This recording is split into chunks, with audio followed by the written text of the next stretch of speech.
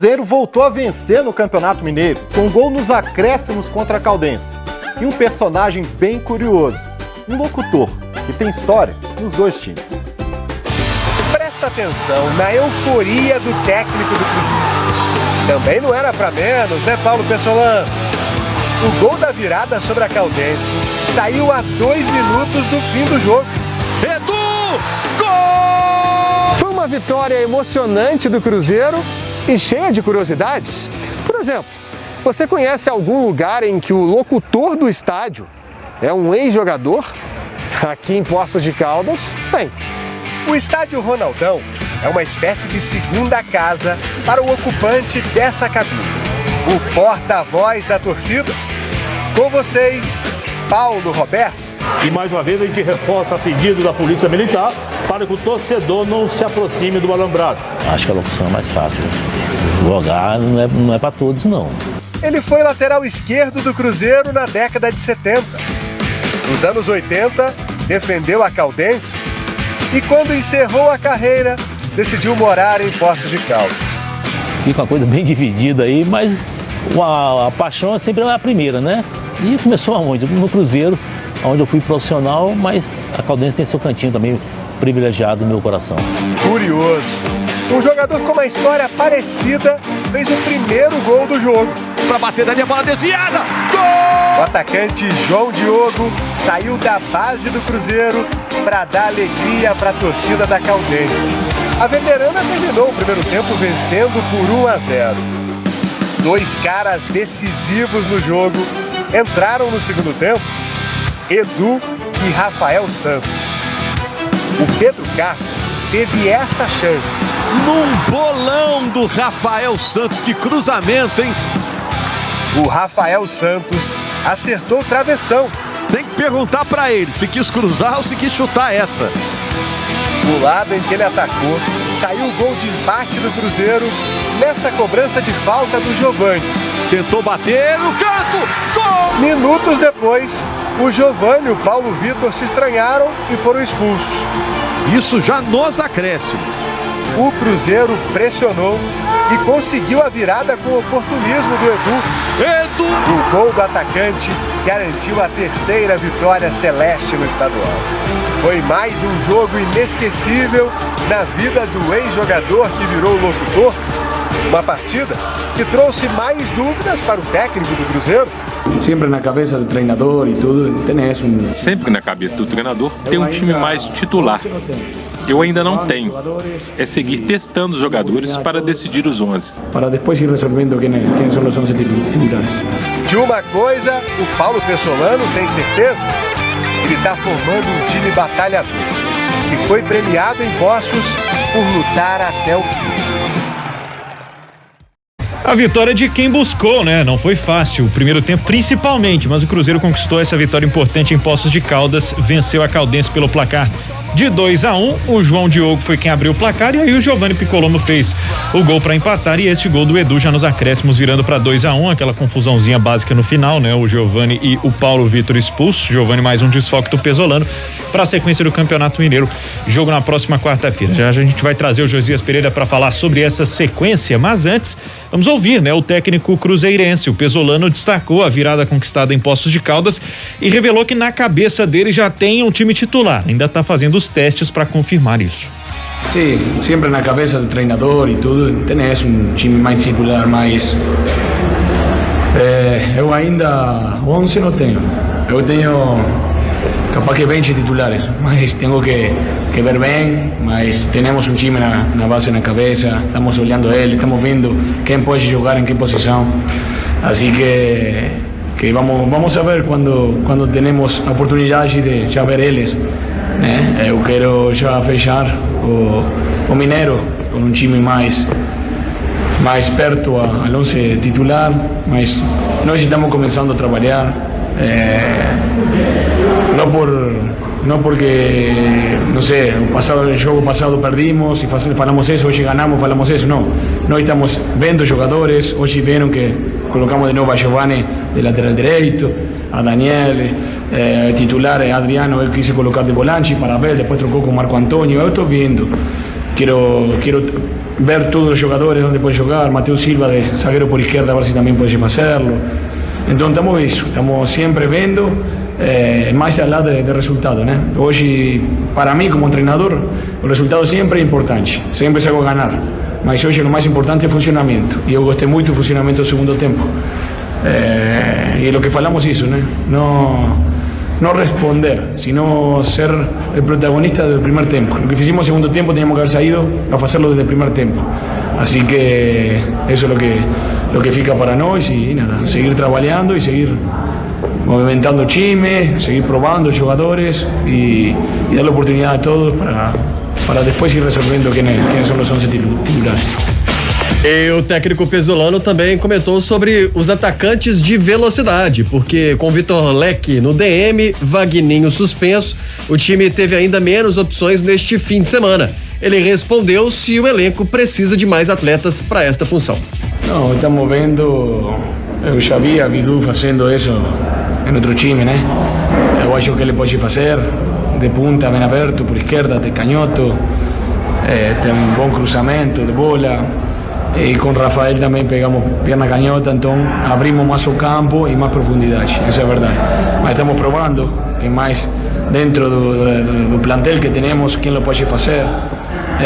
También tenemos a Bruno José que puede hacer por la derecha. También tenemos a un menino en la sub-20 que también vamos a ir viendo él, es un entrenamiento y todo, que también puede hacer.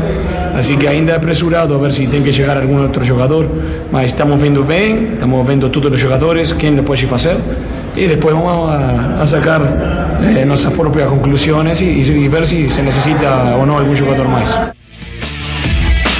Importante, né? Essa vitória do Cruzeiro de virada para cima da Caldense, 2-1. Importante porque vinha de uma derrota no clássico, né? Apesar de todos os problemas, tudo que a gente já comentou, a arbitragem que de certa forma foi determinante em alguns lances capitais do jogo, mas conseguir esta vitória muito na raça, porque sai no último minuto a virada. Eu acho que o Campeonato Mineiro ou os campeonatos estaduais não dizem muito o que vai ser a temporada, porque vira e mexe a gente acompanha um campeão de um campeonato paulista, vai mal no Campeonato Brasileiro e por aí vai. Então por isso que eu acho que não diz muito. Mas pro momento, essa vitória dá um alívio para o trabalho do treinador, sem dúvida, né? E não foi um jogo com grande exibição, né? Já não tinha sido, assim, uma grande partida que o Cruzeiro fez, por exemplo, contra o Atlético em São João del Rei. Então, vinha criando, né, essa pressão aos poucos, e isso não é interessante. Então é bom que vença logo, que consiga aos poucos, né, o resultado, para que haja tempo, haja mais desse alívio, né, para os jogadores trabalharem a situação de jogo. O Cruzeiro está tendo um pouco de dificuldade, Léo, na hora de colocar a bola na linha de fundo, né? Até o Paulo Pesolano, a gente percebe já algumas características dele no time, como, por exemplo, reter mais a bola no ataque. O Cruzeiro fazia menos ao longo dos últimos anos, então tá tentando aos poucos, só que aí tem essa dificuldade, e talvez esteja atrelado a essa resposta que ele deu, né, sobre as peças disponíveis para fazer ali aquelas funções nas pontas do campo. Então eu acho que o Cruzeiro aos poucos vai ganhando uma cara, vai ganhando uma forma, né, e a gente vai ver isso mais vezes na sequência. Concordo que não dá pra gente tirar muitas avaliações, né, do Campeonato Mineiro, mais um jogo enfrentando outras circunstâncias além do adversário, mas é claro que vai havendo algum tipo de evolução. Agora, a gente vai conversar com o Josias Pereira sobre essa sequência, né, do Cruzeiro, sobre tudo que está acontecendo de novidade também a partir desta segunda-feira. Cruzeiro volta a campo na próxima quarta. Diga lá, Josias, um abraço para você, boa tarde. Muito boa tarde, Pedro Abílio, Léo Campos, a todos os ouvintes da Rádio Super.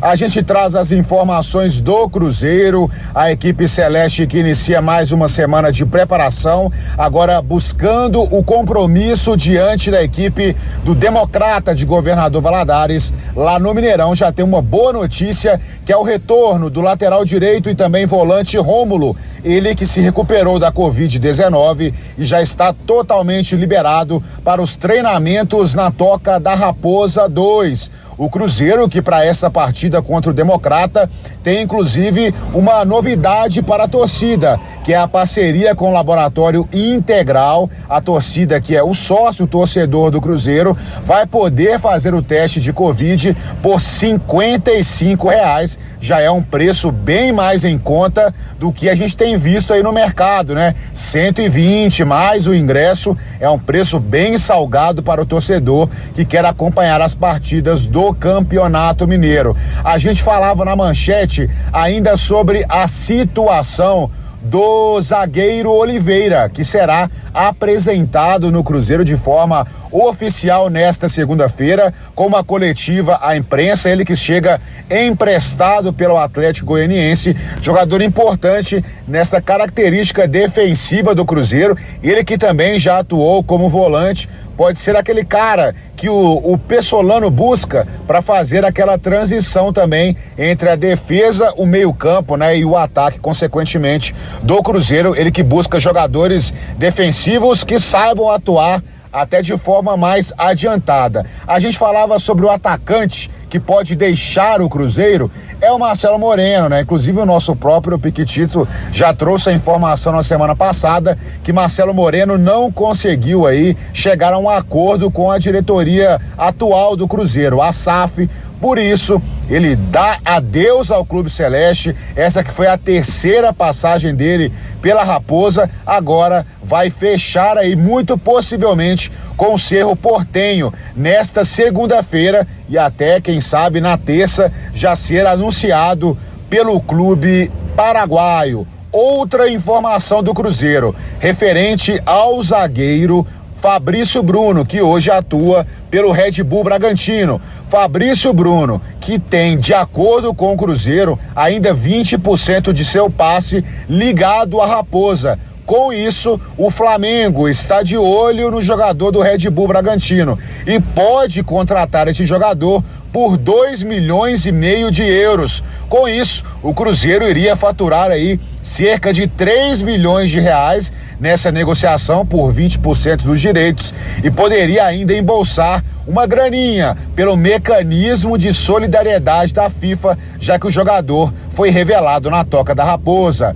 Essas são as informações do Cruzeiro, lembrando que hoje temos ainda a votação para a exclusão de forma definitiva do ex-presidente Wagner Pires de Sá do Conselho do Cruzeiro. Essa votação, que eu não sei a cargas d'água, será totalmente fechada à imprensa. Vai acontecer lá no ginásio Dona Salomé, no Barro Preto, no Clube Esportivo do Cruzeiro. Finalmente, depois de 546 dias que o Ministério Público, a Polícia Civil, concluiu as investigações, até colocando o Wagner Pires como réu nesta procuração, nesta ação aí do Cruzeiro, naquela polêmica relacionada às dívidas do clube, aos crimes, né, Léo, e também Pedro Abílio, que foram cometidos contra o Cruzeiro. Agora o Conselho do Cruzeiro vai se reunir para tirar Wagner Pires de Sá do seu rol de membros. Uma demora gigantesca, mas quem sabe agora vai ter uma conclusão esta história. Essas são as informações da Raposa. Josias Pereira. É isso aí, Pedro Abílio. O Cruzeiro que também retomou as atividades nesta segunda-feira, um treino às 10 da manhã. Os jogadores que estiveram em campo na partida do último fim de semana, eles fizeram aquele regenerativo. A gente teve muito trabalho dos goleiros, né? O Cruzeiro colocando a galera para trabalhar, Rafael Cabral, os outros jogadores aí também que fazem parte deste Gol Celeste, e fica a expectativa para esta semana para a solução aí do caso do Gabriel Brazão.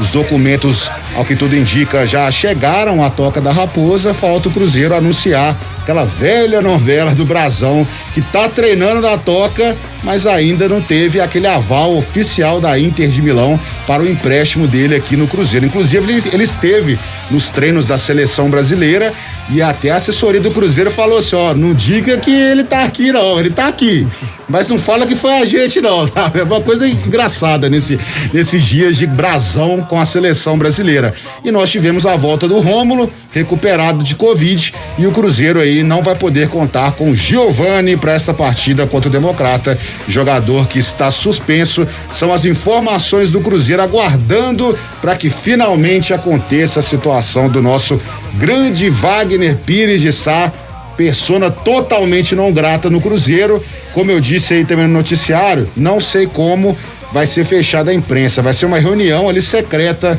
do Conselho Deliberativo do Cruzeiro. E outro resultado não é esperado, né? Ó, se acontecer outra coisa, tem que ir lá na porta do Clube Poliesportivo do Cruzeiro e terminar de acabar com todos os conselheiros que estão lá, né? Então a gente tem que ficar aí já com a matéria pronta da exclusão de Wagner Pires de Sá. É impressionante como as coisas, como essa situação foi se arrastando, né? Não tem muito o que se resolver nisso, é definir, pronto, estão comprovados, né? Diz o Cruzeiro que era questão jurídica, né, Pedro? Sim. Que, na verdade, até o Wagner entrou na justiça pedindo alguma situação ali para não ter, né? São colocados. Isso, para não ter essa exclusão dele, mas a gente sabe que depois o Cruzeiro se fechou de forma jurídica para conseguir a exclusão de Wagner Pires de Sá.